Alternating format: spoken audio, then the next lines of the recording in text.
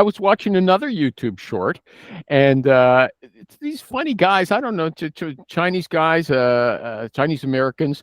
He said when he gets an Uber driver or a delivery person who's Chinese, he doesn't let them know that he speaks Chinese because he wants to keep a professional distance from people. Okay. He doesn't want them, if they know he's Chinese, they'll feel like his buddy and they'll make assumptions about what they can do. Right.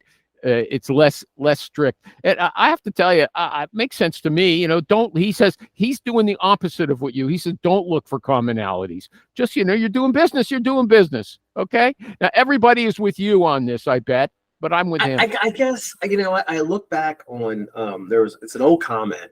People don't care how much you know till they know how much you care. And you can spin that however you want. But, people like to do business with people that they like. Right? I do business with people in general. If I can't find someone I like, I try and find someone I tolerate. But I'll tend to go to a restaurant more if I like the people. I'll tend to use a HVA service. The guys that just did my HVAC, I really like both of those guys. They were awesome. So I will continue to call them, even though they're a little more expensive.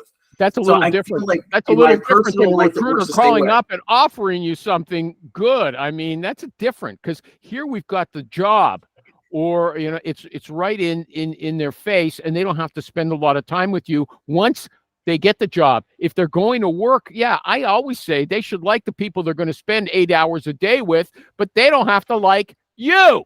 Okay, they don't have to like me, but I would prefer. Delivery boy. You're the delivery Let me ask you a boy. question. If I get into a car in an Uber and the dude's a white guy like me, should I not speak to him in English?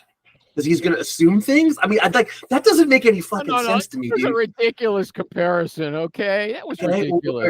Or if Ernie gets into a car with a guy who's Hispanic, he shouldn't speak Spanish to him.